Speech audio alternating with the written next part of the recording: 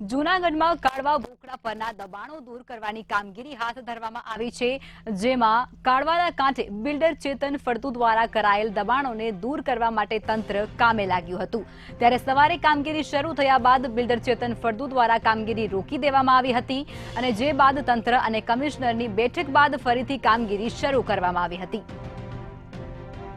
તો આ સમાચાર અત્યારે જૂનાગઢથી સામે આવી રહ્યા છે। જૂનાગઢની અંદર બિલ્ડર ચેતન ફળતુ દ્વારા કરાયેલ દબાણો દૂર કરવાની કાર્યવાહી છે તે હાથ ધરાઈ હતી। જૂનાગઢમાં મેગા ડિમોલેશન છે તે શરૂ કરવામાં આવ્યું હતું, ત્યારે બિલ્ડર દ્વારા એક વખત કામગીરી અટકાવી દેવામાં આવી હતી। તો આ સમાચાર અત્યારે સામે આવી રહ્યા છે। જૂનાગઢથી આ સમાચાર મળી રહ્યા છે। જૂનાગઢની અંદર મેગા ડિમોલેશન કરવાની જે કામગીરી છે તે અહીં હાથ ધરવામાં આવી હતી। અનેક વિસ્તારોમાં જે ડિમોલેશન છે તેની પ્રક્રિયા હાથ ધરવામાં આવી છે। જૂનાગઢની અંદર જે પૂર હોનારતની સ્થિતિ ચોમાસા દરમિયાન સર્જાઈ હતી અને જેનું કારણ સામે આવ્યું હતું કે કાળવાનો જે વોકળો છે તેના પર દબાણ થયા છે અને જેના લીધે પાણીનો પ્રવાહ છે તે શહેર તરફ છે તે વળ્યો હતો અને જેના કારણે પૂરની સ્થિતિનું નિર્માણ થયું હતું। આ એ જ કાળવાનો વોકળો જ્યાં આપણે ઉભ્યા છે તે અને તેની બાજુમાં જે દબાણ દેખાઈ રહ્યું છે આ છે કે જે બિલ્ડરો દ્વારા કરવામાં આવ્યું છે। ગત બે વાર મુખ્યમંત્રી દ્વારા ટકોર કરવામાં આવી કે કાળવાના વોકળા પર આવેલા તમામ દબાણો છે તે આવે। બે ટકોર બાદ મહાનગરપાલિકાની ટીમ 27 જાન્યુઆરીના રોજ ઊંઘમાંથી જાગી હતી ને વહેલી સવારે કાળવાના વોકળા પાસે આવેલા જે ઝૂંપડપટ્ટી વિસ્તાર હતું ત્યાંથી દબાણો દૂર કરાયા। ફરી એક દિવસ કામગીરી કર્યા બાદ બ્રેક મારી દેવામાં આવી અને આજે અચાનક જ વહેલી સવારે જે બિલ્ડરો છે તેના વિસ્તારમાં આ કોર્પોરેશનની ટીમ ત્રાટકી અને દબાણો દૂર કરવાની કામગીરી છે તે શરૂ કરવામાં આવી હતી। પરંતુ વહેલી સવારે જે બિલ્ડર છે ચેતન ફળતુ તેમના દ્વારા છે તે આ કામગીરી અટકાવવામાં આવી અને કહ્યું કે મારે મુખ્યમંત્રી સાથે વાતચીત કરી લઉં પછી તમે આ દબાણ દૂર કરજો। 4 કલાક સુધી કામગીરી મહાનગરપાલિકાએ રોકી દીધી હતી, પરંતુ કમિશનરે અચાનક જ 2 વાગ્યે બેઠક કર્યા બાદ આદેશ આપ્યા કે તમામ દબાણો છે તે દૂર કરી દેવામાં આવે। હાલ કાળવાના કાંઠા વિસ્તારમાં દબાણ કામગીરી છે તે દૂર કરવાની કામગીરી શરૂ કરી દેવામાં આવી છે। દ્રશ્યોમાં જોઈ શકો છો કે આ એ જ બિલ્ડરનો જે મકાન છે કે જે સવારે મીડિયાને જે ગેરવર્તન કરવામાં આવ્યું હતું તેના પણ એક દિવાલ છે તે તોડી નાખવામાં આવી છે, તેનું બીજું બાંધકામ દેખાઈ રહ્યું છે। તે તૂટશે કે નહીં તે પણ એક મહત્વનો સવાલ છે, પરંતુ મહત્વનું કહી શકાય કે હાલ મહાનગરપાલિકાના જે ટાઉન પ્લાનિંગ ઓફિસર છે તેમની ટીમ દ્વારા હાલ જે દબાણ દૂર કરવાની કામગીરી શરૂ કરી દેવામાં આવી છે। તો જૂનાગઢથી આ સમાચાર સામે આવી રહ્યા છે। જૂનાગઢની અંદર દબાણ દૂર કરવાની કાર્યવાહી હાથ ધરાઈ છે। વોકળા પરના દબાણોને લીધે પૂર જેવી પરિસ્થિતિ સર્જાતી હતી, ત્યારે બિલ્ડર ચેતન ફળતુ દ્વારા આ તમામ પ્રકારના દબાણો કરાયા હોવાનું સામે આવ્યું છે।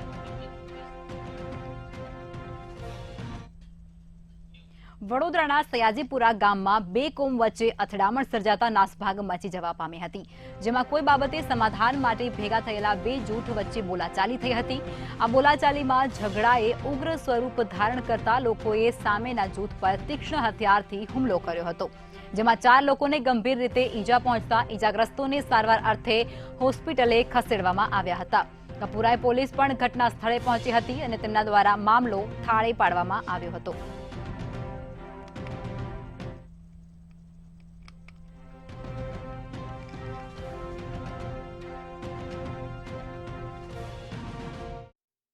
વડોદરા શહેર નજીક આવેલું સયાજીપુરા ગામ।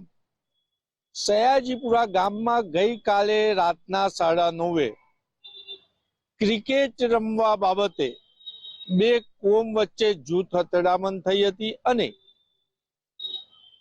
સયાજીપુરા ગામમાં કપુરાઈ પોલીસ સમયસર પહોંચતા મોટી જાનહાનિ ટળી છે।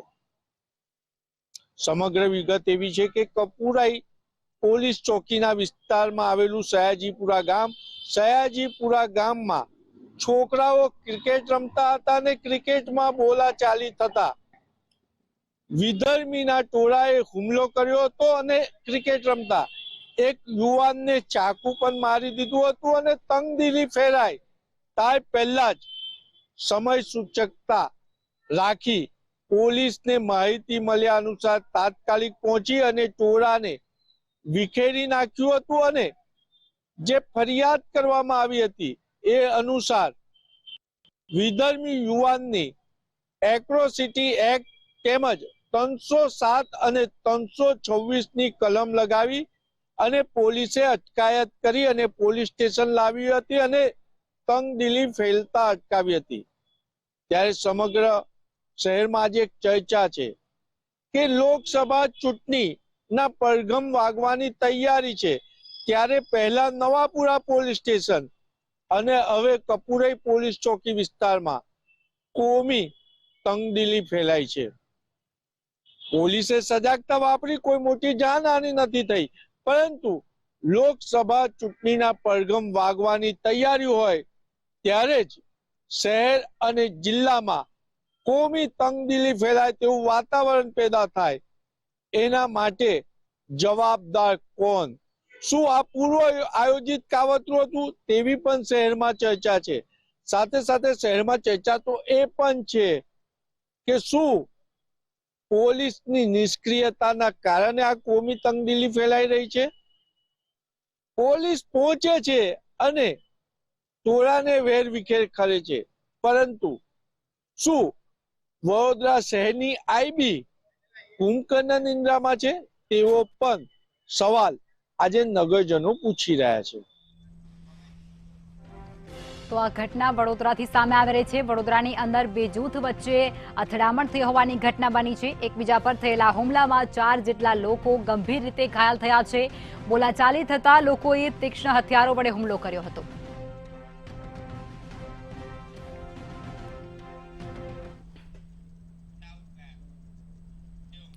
રાજકોટમાં નવનિર્મિત કોર્ટ બિલ્ડિંગના લોકાર્પણ બાદ ટેબલનો વિવાદ ચગ્યો હતો અને વિવાદ શમી ગયા બાદ પછી ફરી એક મુદ્દો સળગ્યો હોય તેમ બાર અને બેન્ચ અમને સામને આવી ચૂક્યા છે, જેમાં વકીલોને ટેબલ માટેની જગ્યા ફાળવણી માટે હજુ સુધી પ્રશ્ન ઉકેલાયો ન હોવાથી વકીલો આજે કોર્ટ કાર્યવાહીથી અળગા રહ્યા હતા।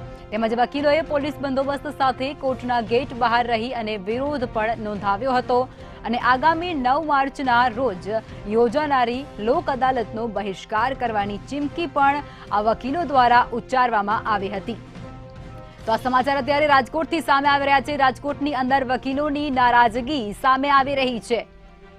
નવી કોર્ટ બિલ્ડિંગમાં ટેબલની જગ્યા માટે વિવાદ સર્જાયો છે। વકીલોમાં નારાજગી ક્યાંક જોવા મળી રહી છે, ત્યારે કોર્ટના ગેટ બહાર વકીલોએ ગાંધી ચિંધ્યા માર્ગે વિરોધ કર્યો છે, એટલે કે વકીલો દ્વારા આંદોલન કરવામાં આવ્યું છે, પોતાનો વિરોધ નોંધાવવામાં આવ્યો છે અને લોક અદાલતના બહિષ્કાર કરવાની ચીમકી પણ આ લોકો દ્વારા ઉચ્ચારવામાં આવી ચૂકી છે। તો આ ઘટના રાજકોટથી સામે આવી રહી છે। રાજકોટમાં વકીલો દ્વારા આંદોલન કરવામાં આવી રહ્યું છે। નવી કોર્ટ બિલ્ડિંગમાં ટેબલની જગ્યા માટે વિવાદ થયો છે। કોર્ટના ગેટ બહાર વકીલોએ ગાંધી ચિંધ્યા માર્ગે વિરોધ કર્યો છે, આંદોલન કર્યું છે। રાજકોટના વકીલો આજે કોર્ટ કાર્યવાહીથી અલિપ્ત રહી રહ્યા છે, ત્યારે કહી શકાય કે સીધા જ આપને દ્રશ્ય દેખાડવા માંગીશ। રાજકોટ જે કોર્ટ છે તે કોર્ટના બહારના દ્રશ્યો કે જ્યાં વકીલો છે તે પોતાની નારાજગી વ્યક્ત કરી રહ્યા છે। લાંબા સમયથી આ નારાજગી છે તે ક્યાંક વકીલો વ્યક્ત કરી રહ્યા છે કે કારણ કે જે નવી કોર્ટ બિલ્ડિંગ છે બનાવવામાં આવી છે તેમાં તેઓને ટેબલ માટે છે જગ્યા નથી ફાળવવામાં આવી અને આને જ લઈને આજે નારાજગી છે તે અત્યારે વકીલો વ્યક્ત કરી રહ્યા છે। આજની જે કાર્યવાહી છે તે અલિપ્ત રાખવામાં આવી છે। ખાસ તો વકીલો આજે કોર્ટમાં એક પણ પ્રકારની કાર્યવાહી નહીં કરે। નવી કોર્ટ બિલ્ડિંગમાં તાકેદારીના ભાગરૂપે કહી શકાય કે હાલ પોલીસ બંદોબસ્ત મૂકવામાં આવી છે, કોઈ પણ પ્રકાર અણબનાવ ન બને તેનું પણ ક્યાંક ધ્યાન રાખવામાં આવ્યું છે। વકીલો માટે હડતાલ પાડવાનો જે કાયદો અને નિયમ વિરુદ્ધ ક્યાંક હાલ અત્યારે વકીલો હડતાલ પાડી છે અને આ જ પ્રકારની જે કાર્યવાહી છે તે યથાવત રહેશે, કારણ કે આગામી સમયમાં કહી શકાય કે લોક અદાલત પણ થવાનું છે અને એ લોક અદાલતની બહિષ્કારની પણ એક વકીલો દ્વારા ચીમકી આપવામાં આવી છે। ખાસ તો જે પ્રાથમિક સુવિધા વકીલોને મળવી જોઈએ એ પ્રાથમિક સુવિધા વકીલોને નથી મળી રહી, તેના માટે વકીલો છે તે ક્યાંક ઉગ્ર બન્યા છે। બાર એસોસિએશનના પ્રમુખ, ઉપપ્રમુખ સહિતના જે વકીલો છે તે અહીં ક્યાંક અત્યારે એક વિરોધ પ્રદર્શન નોંધાવી રહ્યા છે। આ સાથે તેઓની જે સુવિધા છે એટલે કે જે ટેબલ માટેની જે સુવિધા હોવી જોઈએ તે અત્યાર સુધી ક્યાંક નથી ફાળવવામાં આવી। માત્ર કહી શકાય કે 300 થી વધુ જે ટેબલો છે તે ફાળવવામાં આવી છે। તે પહેલા ક્યાંક વકીલોએ એવી માંગ મૂકી હતી કે આ ટેબલો છે તે 2500 થી વધુ ક્યાંક ટેબલો ની જે જગ્યા છે તે કોર્ટ દ્વારા ફાળવવામાં આવે, પણ અત્યાર સુધી માત્ર 300 જે ટેબલો છે તેની જે વ્યવસ્થા છે તે કોર્ટ તરફથી કરવામાં આવી છે. એટલે કે હવે 800થી વધુ જેટલા જે ટેબલો છે, એટલે કે ચોક્કસથી કહી શકાય કે 1100 જેટલી જે ટેબલની વ્યવસ્થા ઊભી કરવા માટે વકીલોએ ક્યાંક કોર્ટ સમક્ષ રજૂઆત કરી હતી. છતાંય માત્ર 350 જેટલી જે ટેબલોની જે રજૂઆત છે તે કોર્ટે સાંભળીને અહીં જે વ્યવસ્થા છે કરવામાં આવી છે. એટલે કે હજુ પણ ક્યાંક 800થી વધુ જે ટેબલની જે વ્યવસ્થા છે તે કરવામાં આવે, તેના માટે વકીલો હાલ અત્યારે આંદોલનના માર્ગે ચડ્યા છે. તો રાજકોટથી આ સમાચાર મળી રહ્યા છે. રાજકોટની અંદર વકીલો અત્યારે લડી લેવાના મૂડમાં છે, વિરોધ નોંધાવી રહ્યા છે. કોર્ટના ગેટ બહાર વકીલો દ્વારા ગાંધી ચિંધ્યા માર્ગે વિરોધ પ્રદર્શન કરવામાં આવી રહ્યું છે.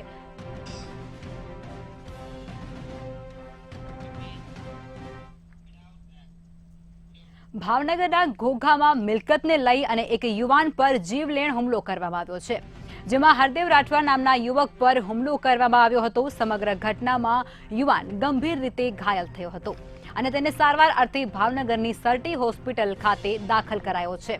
ત્યારે સમગ્ર મામલે પોલીસે ફરિયાદ નોંધી છે અને પોલીસ દ્વારા આગળની તપાસ પણ હાથ ધરવામાં આવી છે.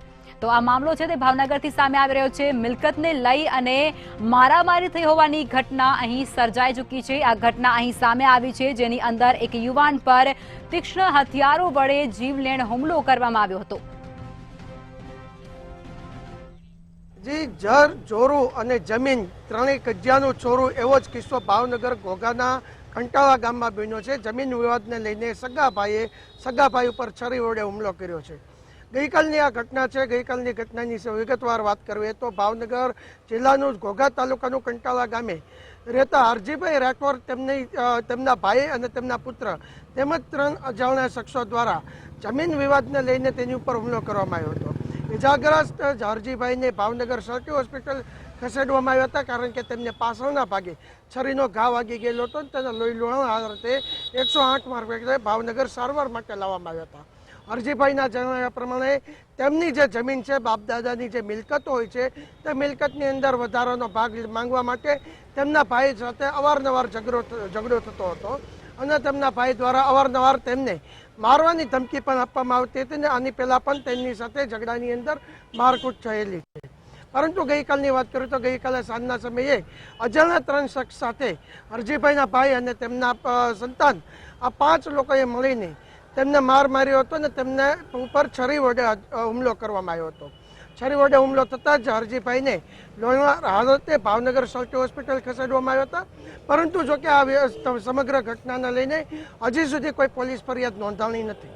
હાલ જોવાનું રહ્યું કે આ જે વિવાદ છે તેની અંદર હરજીભાઈ ઉપર જે હુમલો થયો છે તેની અંદર જો પોલીસ ફરિયાદ નોંધાય તો પોલીસ કઈ રીતના તપાસ કરશે અને પોલીસને જે કહી શકાય કે જે રીતના જમીન વિવાદને લઈને આ જે હુમલો થયો છે તેની વિગતવાર પોલીસ કઈ રીતના આગળની કાર્યવાહી કરશે.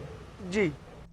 તો આ ઘટના ભાવનગરથી સામે આવી રહી છે. ભાવનગરની અંદર પણ મારામારી થઈ હોવાની ઘટના સામે આવી છે, જેની અંદર એક યુવાન પર તીક્ષ્ણ હથિયાર વડે હુમલો કરવામાં આવ્યો હતો. જીવલેણ હુમલા બાદ આ યુવાન છે તેને હોસ્પિટલે સારવાર અર્થે ખસેડવામાં આવ્યો હતો.